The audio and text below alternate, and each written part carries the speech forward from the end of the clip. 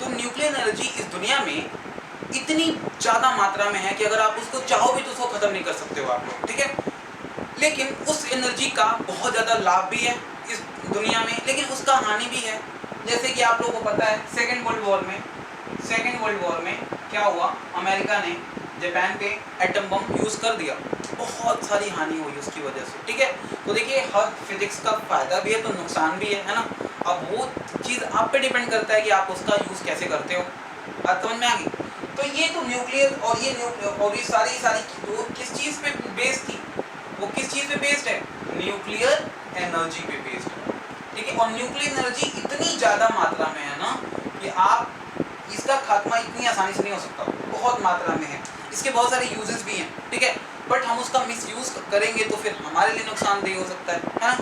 तो इस चीज़ को हम समझ गए होंगे और आप उम्मीद करता हूँ कि आप लोग भी इस वीडियो के माध्यम से ये पूरा का पूरा आपका जो फर्स्ट चैप्टर है क्लास 11th का फिजिकल वर्ल्ड के बारे में आप लोग इजीली समझ गए होंगे, मेरी जहाँ तक उम्मीद है, ठीक है।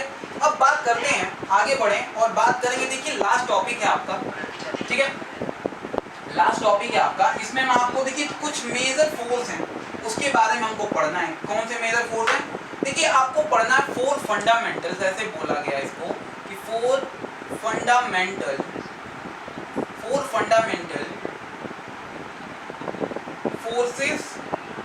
Force of nature. देखिए पहली बात हमको चार फंडामेंटल नेचर के बारे में पढ़ना है। ऐसा नहीं है कि चार ही फोर्स के बारे में पढ़ना है, बहुत सारे हजारों फोर्स के बारे में पढ़ोगे आप लोग, ठीक है, बट ये फोर फंडामेंटल हैं, उसमें से वो निकल के आती हैं फोर्सेस, ठीक है। बात समझ में आ गई। तो पहली बात मैं आप लोगों को यहाँ बताने की कोशिश करता हूँ। पहला जो है आपका ग्रेविटेशन, ठीक है। दूसरा है आपका इलेक्ट्रोमैग्नेटिक फोर्स, ठीक है, ग्रेविटेशन फोर्स। फिर इसके बाद स्ट्रॉन्ग न्यूक्लियर फोर्स, ठीक है, स्ट्रॉन्ग न्यूक्लियर फोर्स, और एक वीक न्यूक्लियर फोर्स,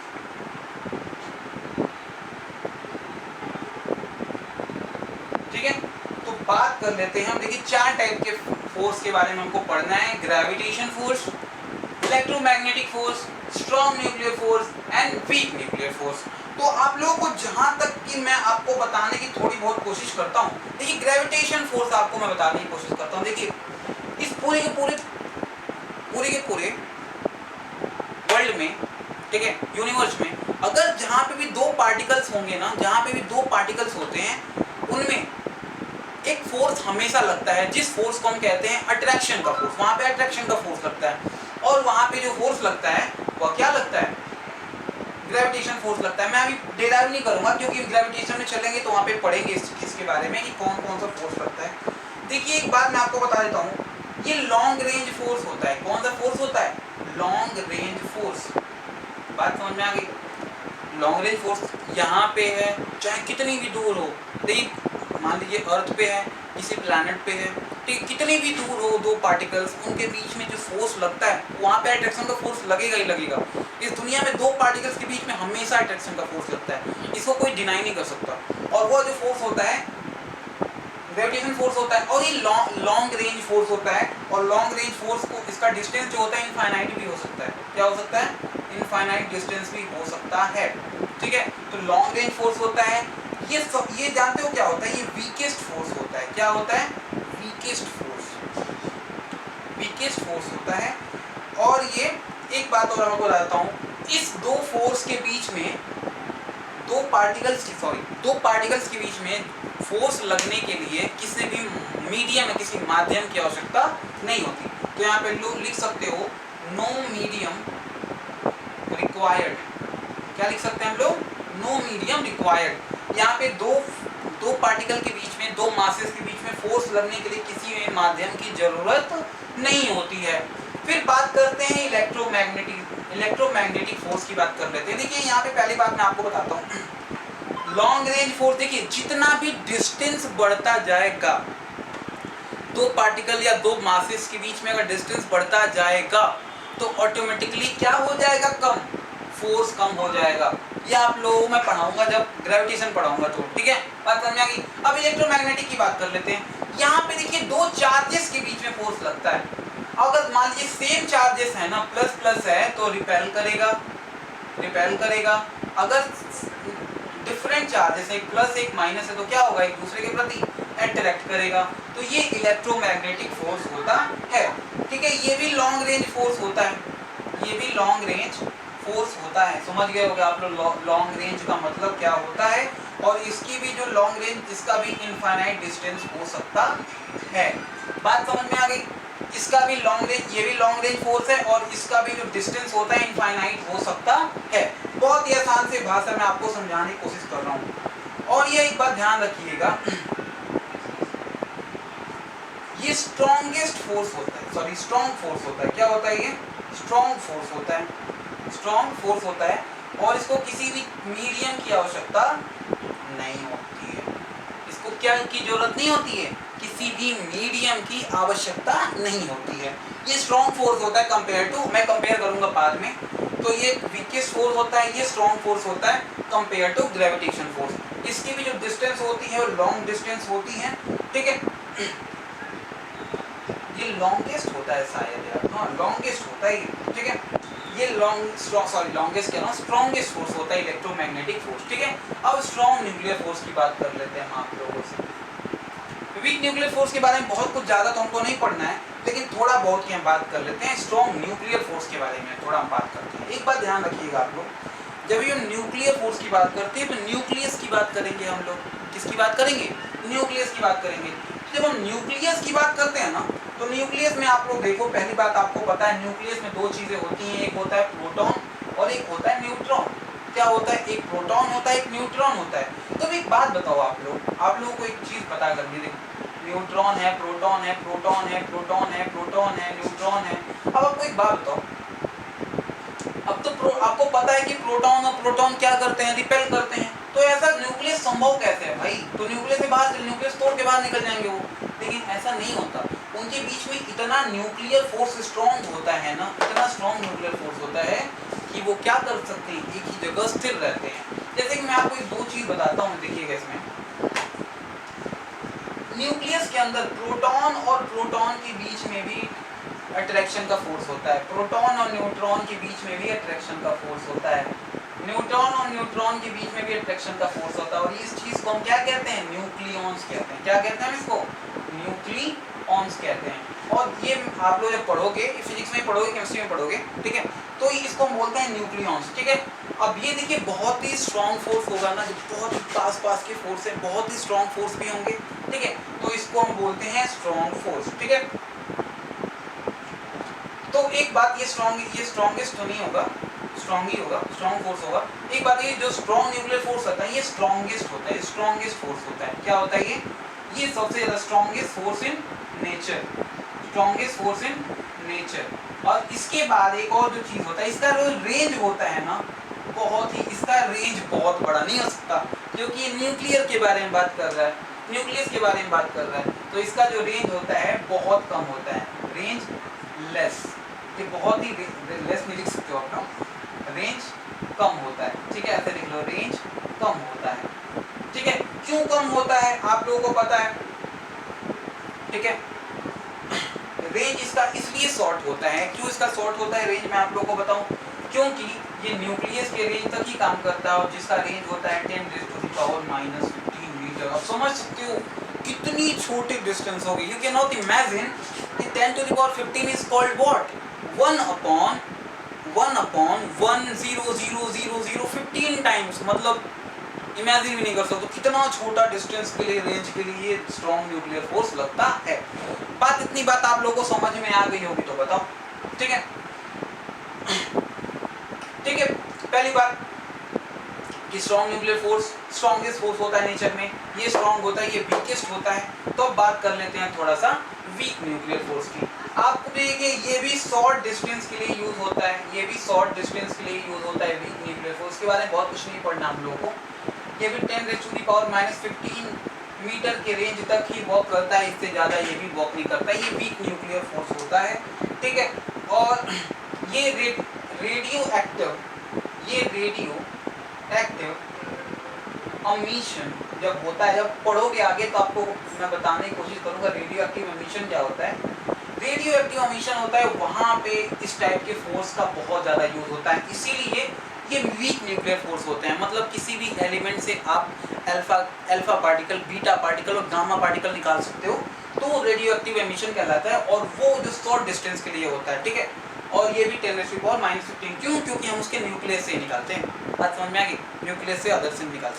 10⁻⁻⁻⁻⁻⁻⁻⁻⁻⁻⁻⁻⁻⁻⁻⁻⁻⁻⁻⁻⁻⁻⁻⁻⁻⁻⁻⁻⁻⁻⁻⁻⁻⁻⁻⁻⁻⁻⁻⁻⁻⁻⁻⁻⁻⁻⁻⁻⁻⁻⁻⁻⁻⁻⁻⁻⁻⁻⁻⁻⁻⁻⁻⁻⁻⁻⁻⁻⁻⁻⁻⁻⁻⁻⁻⁻⁻⁻⁻⁻⁻⁻⁻⁻⁻⁻⁻⁻⁻⁻⁻⁻⁻⁻⁻⁻⁻⁻⁻⁻⁻इलेक्ट्रॉनिक प्रोटॉन, उसका प्रोटॉन चेंज होता है, एटॉमिक नंबर और एटॉमिक मास दोनों निकलते हैं, ठीक है, उसमें किसमें अल्फा पार्टिकल्स, ठीक है। तो ये बात हो गई आपकी रेडियो एक्टिव एमिशन की। तो आप लोगों को मैं बताने की अब कोशिश करता हूँ। तो अब आप लोगों को एक चीज तो पता चली गई होगी कि सबसे स्ट्रॉन्गेस्ट होता है स्ट्रॉन्ग न्यूक्लियर फोर्स, जो फोर्स दो पार्टिकल्स के बीच में, जितने पार्टिकल्स के बीच में लगे। फिर कौन होता है, स्ट्रॉन्ग फोर्स होता है, क्योंकि इलेक्ट्रोमैग्नेटिज्म मैंने बताया कि सबसे वीक होता है, तो वीकेस्ट हो गया, तो मतलब 1 2 3 4। तो सबसे ज्यादा स्ट्रॉन्ग फोर्स कौन होता है, स्ट्रॉन्ग न्यूक्लियर फोर्स, दूसरा इलेक्ट्रोमैग्नेटिक फोर्स, तीसरा वीक न्यूक्लियर फोर्स, और चौथा ग्रेविटेशनल फोर्स। तो मैं आप लोगों को यहाँ पे इस चीज को तो पूरा का पूरा समझा दिया है, और मैं आप लोगों को थोड़ा सा कंपैरिजन करके, जो एनसीईआरटी ने आपको कंपैरिजन करके बताया, तो हम भी बता देते हैं कंपैरिजन करके कैसे हो सकता है। तो पहली बात, इस चीज को बोली तो मैं मिटा दूं, यहाँ पे लिखने में अच्छा नहीं लगेगा मुझे, यहाँ पे लिखता हूँ ना मिटा के, कोई दिक्कत नहीं है। आप लोगों को याद ही है कि strong nuclear force first, electromagnetic second, third weak nuclear force, और फोर्थ ग्रेविटेशनल फोर्स। बात समझ में आ गई? चलिए इसको मिटा के और आगे बताने की कोशिश करता हूँ, ठीक है। आगे बढ़ते हैं। पहले मैं यहाँ पे लिखता हूँ, आप लोग देखिए, ये स्ट्रॉन्ग न्यूक्लियर फोर्स है, स्ट्रॉन्ग न्यूक्लियर फोर्स। ये बड़ा होता है किससे, पहली बात होती है किससे बड़ा होता है, इलेक्ट्रोमैग्नेटिक फोर्स से, इलेक्ट्रोमैग्नेटिक फोर्स, ठीक। फिर ये किससे बड़ा होता है, वीक न्यूक्लियर फोर्स से, वीक न्यूक्लियर फोर्स से, और ये किससे बड़ा होता है, ग्रेविटेशनल फोर्स से। बात समझ में तो आ ही गई होगी आप लोगों को, ये बात समझ में आएगी। तो देखो वो कंपैरिजन क्या होता है बाबू, अगर स्ट्रॉन्ग न्यूक्लियर फोर्स है ना, अगर वो 1 है, कितना है, 1 है, तो इलेक्ट्रोमैग्नेटिक फोर्स क्या होगा, 1/100 होगा, इतना छोटा होगा, इतना कम उनके बीच में फोर्स लगेगा। इसको मैं 10⁻⁻² लिख सकता हूँ, या मैं 1/100 भी लिख सकता हूँ, इसको कोई दिक्कत नहीं। अगर इसको कंपैरिजन करें अगर वीक न्यूक्लियर फोर्स की, तो इसके कंपैरिजन में ये 10⁻⁻13 होता है। तो यू कैन इमेजिन कि स्ट्रॉन्ग न्यूक्लियर फोर्स और वीक न्यूक्लियर फोर्स में एक जमीन आसमानों का अंतर होता है। वैसे तो इसका भी आसमानों का अंतर है यार, 100 से 1 में डिवाइड करोगे क्या मिलेगा, कुछ भी नहीं, ठीक है। बात समझ में आ रही, 1 रुपया को 100 आदमी बटोगे क्या मिलेगा भाई, 1 पैसा, और 0.1। खुश होगा आदमी, वो नहीं खुश होगा। अब वही बात है ना कि मैं नहीं बोलूंगा, ठीक है। इसके बाद वीक न्यूक्लियर फोर्स हो गया, इसके बाद ग्रेविटेशनल फोर्स की बात करते हैं, जो आप लोगों को बहुत तुर्रम खान फोर्स लगता है ग्रेविटेशनल फोर्स, उसकी बात करते हैं।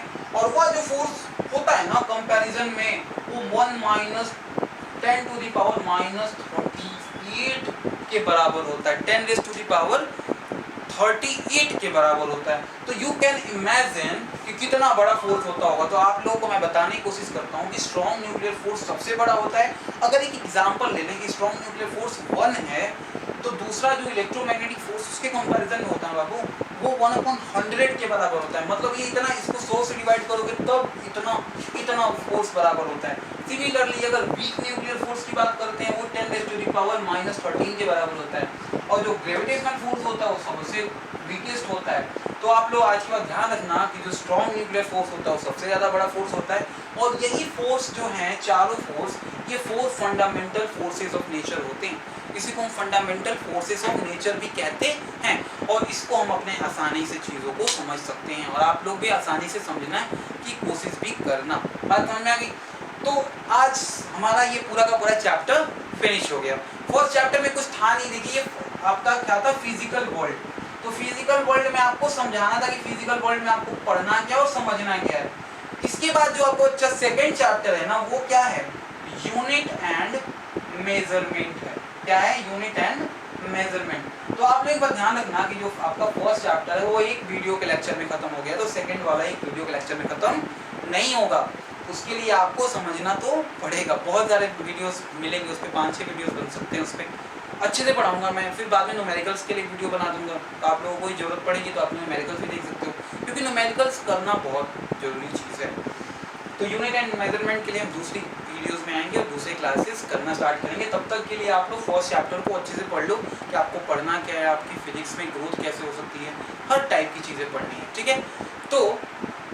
तो एक बात मैं आप लोगों से जानने की कोशिश करता हूँ कि आप लोगों को क्लास कैसी लगी, ये फर्स्ट आप लोगों का वीडियो कैसा लगा, क्लास 11th का जो आपका फिजिकल वर्ल्ड है कैसा लगा, ठीक है। तो आप लोग इस चैप्टर के माध्यम से आप लोग कमेंट बॉक्स में कमेंट करिएगा और बताइए किस टाइप का क्या क्या चीज़ों की इम्प्रूवमेंट है, क्या क्या चीज़ें मैंने छोड़ी आपको बताने के लिए, लेकिन ऐसा कुछ भी नहीं जो मैंने आप लोगों को छोड़ा है बताने के लिए, ठीक। तो ये चीज़ है, ठीक है। इसी के साथ मैं इस वीडियो पे अब इस वीडियो को ऑफ करूँगा, बंद करूँगा। सो आप लोग सौरभ क्लासेस को सब्सक्राइब करिए, लाइक करिए, शेयर करिए जहाँ जितना ज़्यादा से ज़्यादा हो सके, और आपकी जितने भी कलीग्स हैं, बहुत सारे टीचर्स भी पढ़ते हैं, ठीक है, वो भी पढ़ सकते हैं, ठीक है। सो इसी के साथ मैं इसको राउंड ऑफ करता हूँ। जय हिंद, जय भारत।